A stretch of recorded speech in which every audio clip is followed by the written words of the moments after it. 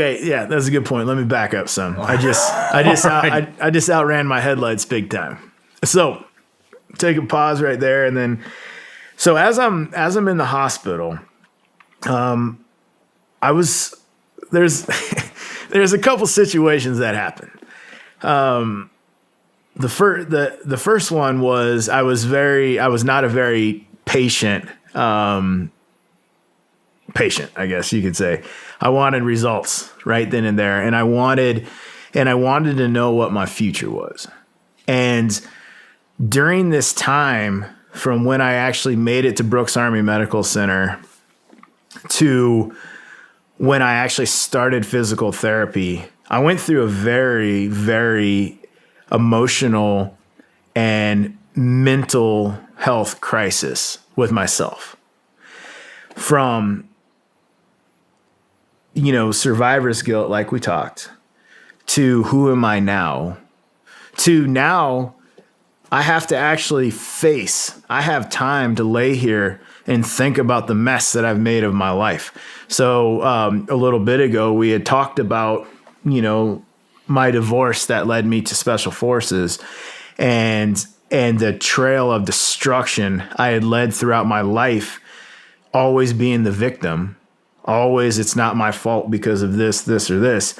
And then in SF, I was able to push all that deep down inside because the mission and we're training and, everything. I never had to face it again until I'm laying in bed in Brooks Army Medical Center and nothing but time to think.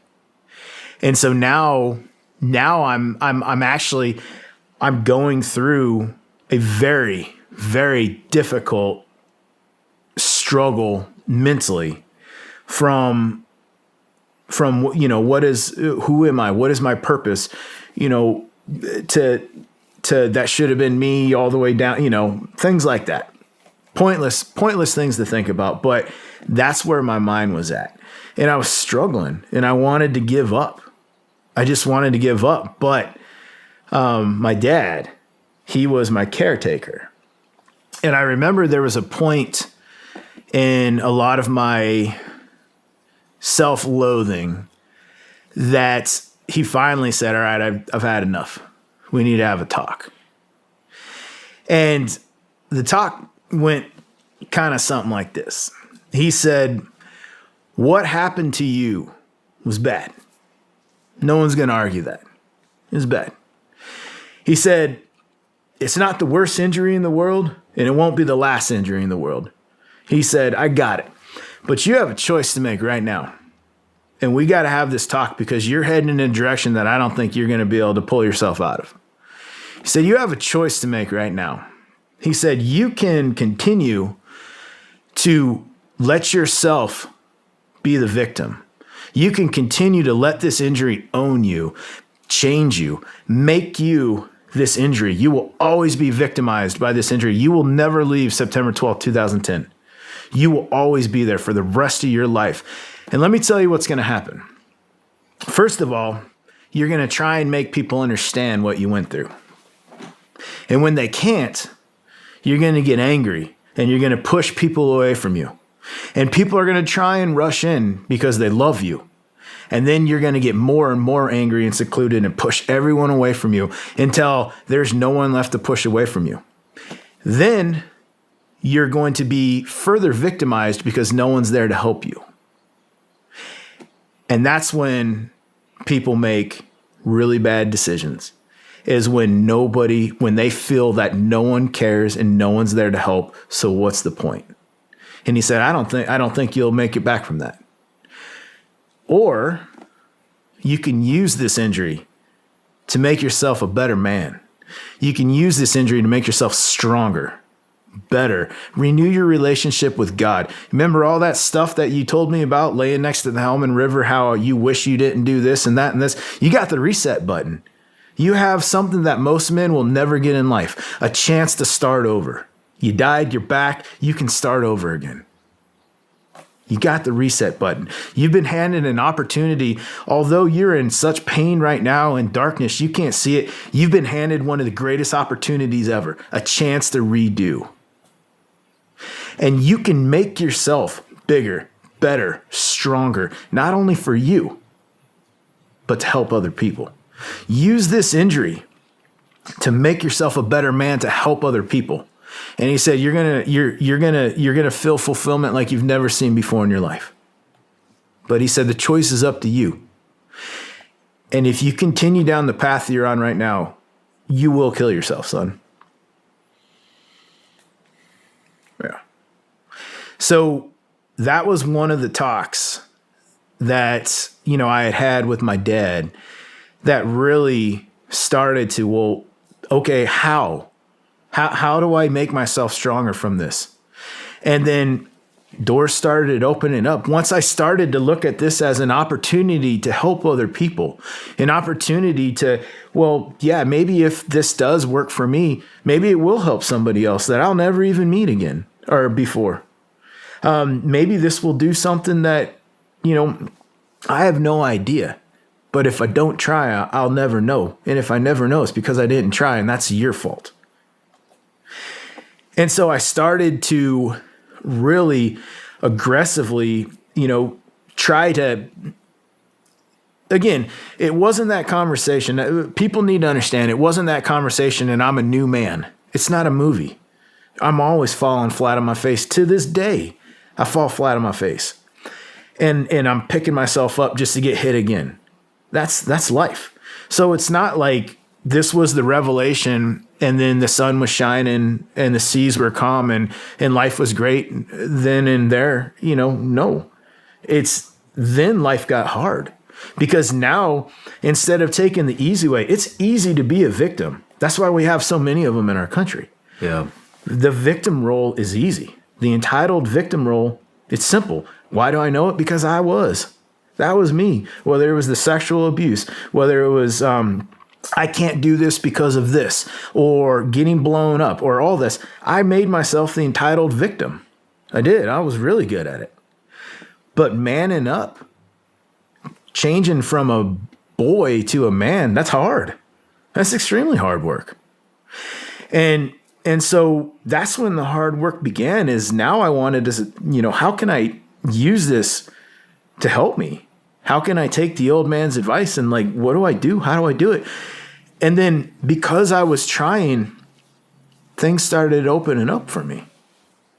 And next thing you know, I'm doing physical therapy. I've been approved for physical therapy, and bone is growing, and the skin grafts are taken first time, and things are happening for me that I'm just like, keep pushing.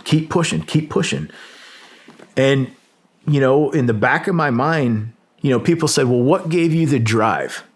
Was it just to help other people? No, there's two other things too. Number one, my sergeant major came in and said, I'll send you back to war if you can get fit. And number two, Taliban were laughing at me on the radio.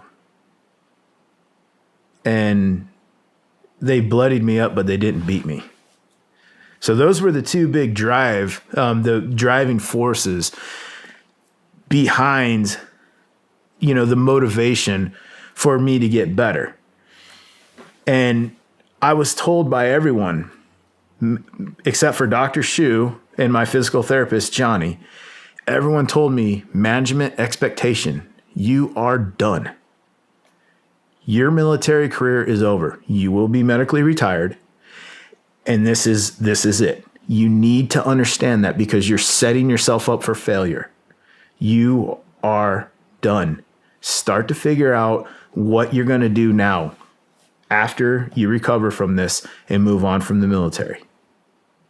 Yeah. Except for two people, Dr. Shu and Johnny. So, yeah, man, you want to go back? Let's make it happen.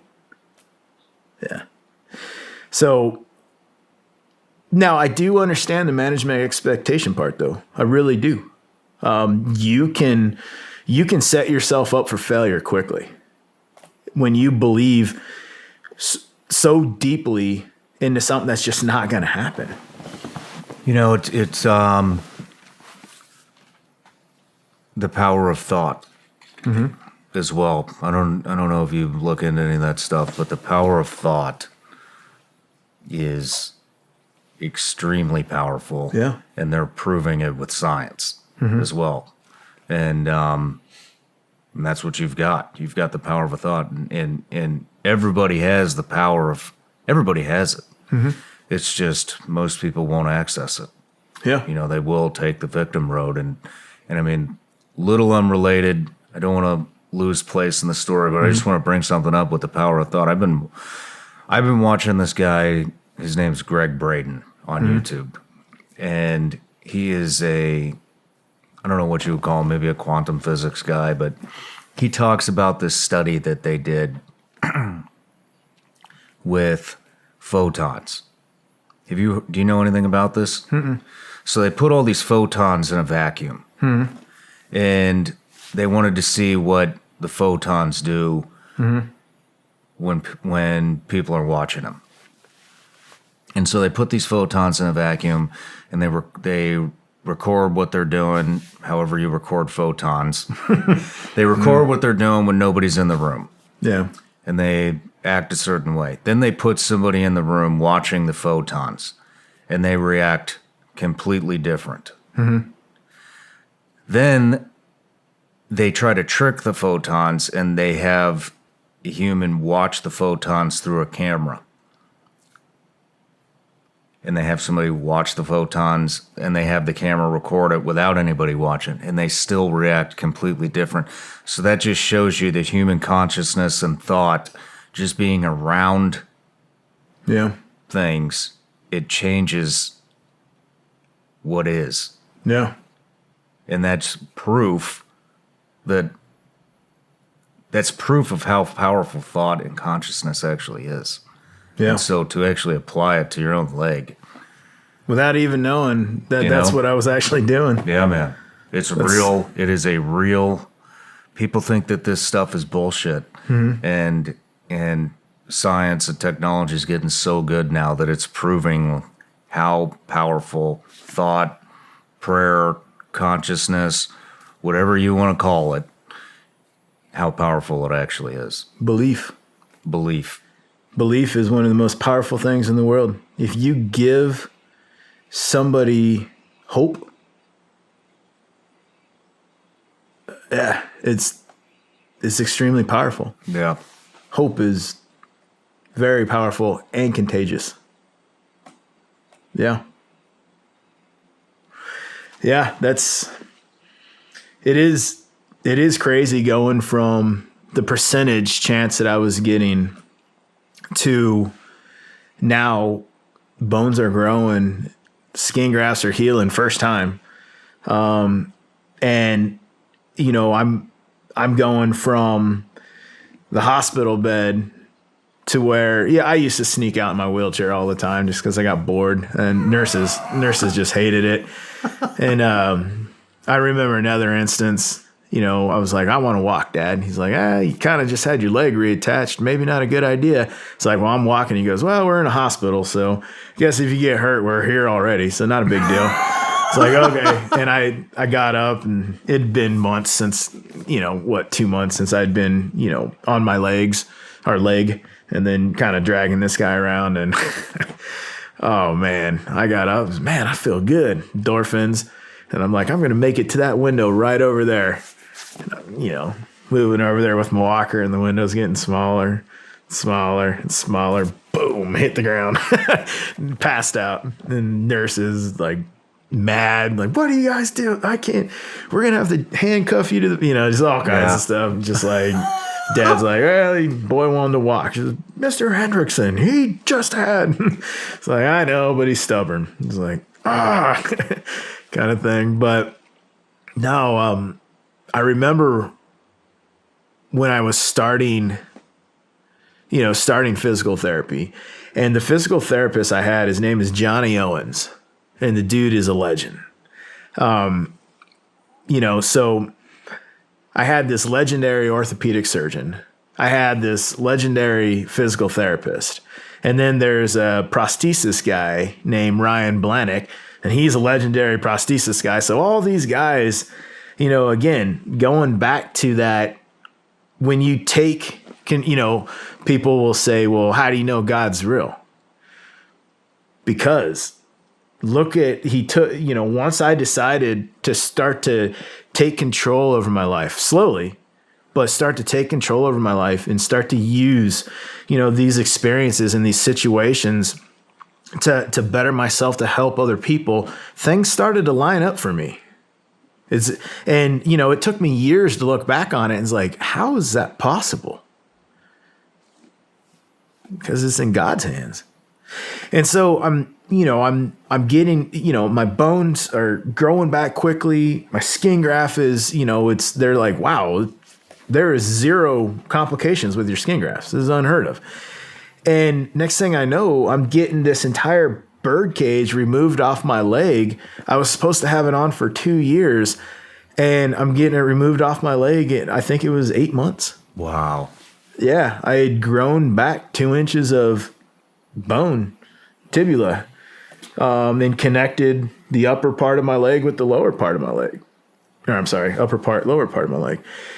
And, my foot, it had naturally fused together. So the bones and everything is just growing back together just naturally? Mm-hmm. It's amazing. Yeah, how they say you grow bone is through resistance and friction. You have to pound the crap out of yourself. And so with me, the constant drills and the weightlifting and the pain that I went through, the ladder drills that Johnny would have me doing and stuff like that. Ryan, keep pushing. Ryan, straighten your back out. Ryan, one more. Ryan, keep going. And just throwing up and like, all right, you good? You got it out? All right, let's go again. I grew bone back crazy. I mean, just fast, Wolverine fast. And, my foot and everything like that. And it's like, oh, okay, we have something here. Now I'm getting the IDEO device, which gives me, basically a blade, a running blade. And now I'm looking at, oh, wow. Okay, I've been medically retired. I fought to stay on active duty through the continue on active duty waiver. So a COAD waiver, which they were given to special operations guys because of the amount of money they spend on you for training. So, I was medically retired.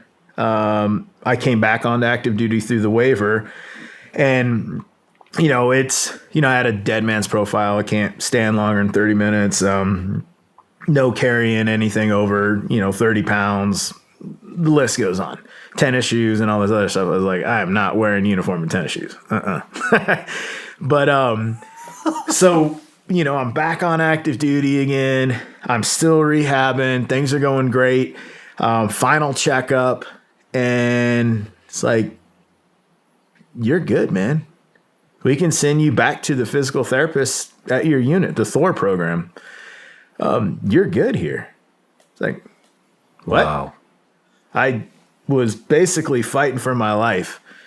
September of 2010, and now November 2011, I'm going back to 7th group. Holy shit. It's like, yeah.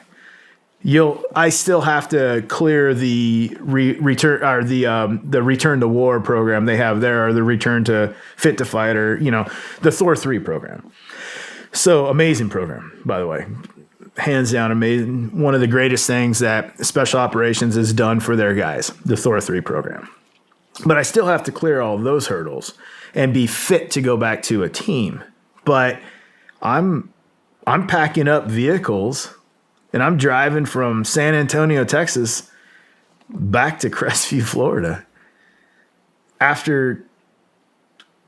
don't like to use the term I should have been dead, because you're not dead. So then you shouldn't have been dead, because you're not, you're here. I should have been is a way of kind of victimizing yourself to something. But after a very catastrophic injury, that could have killed me. Now I'm on I-10 heading back to Crestview. And I'm going to be checking into my unit and checking into Thor 3 program and seeing what happens from there. And I was just, it was the power of hope, belief, having people backing you up, that tribe mentality. You know, I mean, we all, especially special operators, we thrive off of the tribe mentality. We do.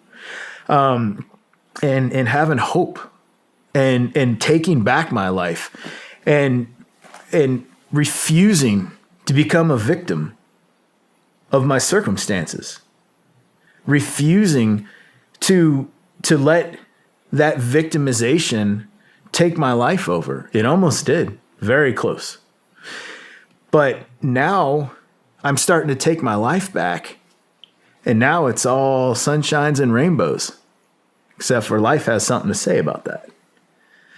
So I'm heading back. Life is great. Check in to Thor 3, finish up a grueling 2-month-long process with them. Very hard. And now I'm cleared to go back to an ODA. Wow. When I was told my profile says I'm non-deployable, I have a dead man's profile, and all this other stuff. But 7th Group was able to override that the Warrior Transition their profiles on me. 7th Group could basically take the responsibility, say no, he's good in our eyes.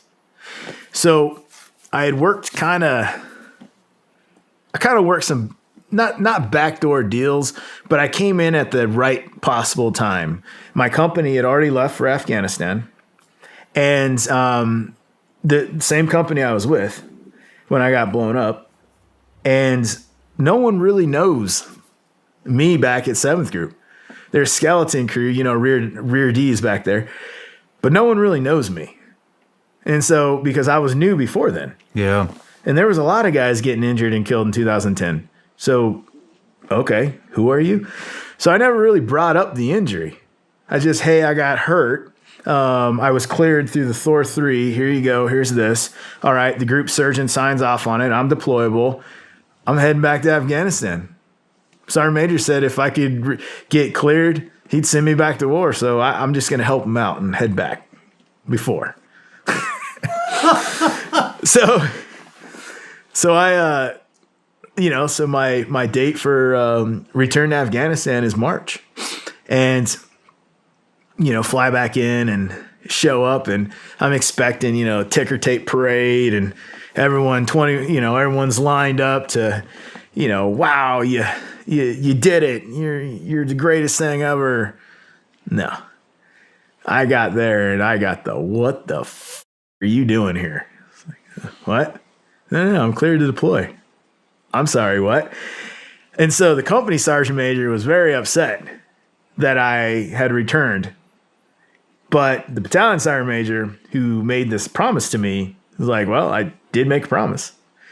So they're trying to figure out, well, what do we do with this guy that shouldn't even have a leg right now? Like, what do we even do with him? So this is March 2012. And the regiment had taken quite a few wounded and killed so far. And they were undermanned on ODAs all over Afghanistan. And Sergeant Major said, hey, I told you I'd send you back to war. I'm a man of my word, but I hope you're ready for this, because where I'm sending you is probably one of the worst places in Afghanistan, but they need you. I said, okay. So you're going to Panjwai District, Kandahar Province, 2012, right before the massacre. It's like, okay, it sounds cool. And he goes, yeah, you know that old saying, careful what you wish for? He's like, be careful, Ryan. It's a bad area. And anybody who's been to Afghanistan knows about Panjwai. It's a bad area. So, that was my return trip from everything I'd went through up to that point, whether it was all the surgeries, the rehabilitation, the physical therapy. Now I'm in Panjwai district, Kandahar province, before Bales committed that massacre, killing all those civilians. Holy shit. Yeah.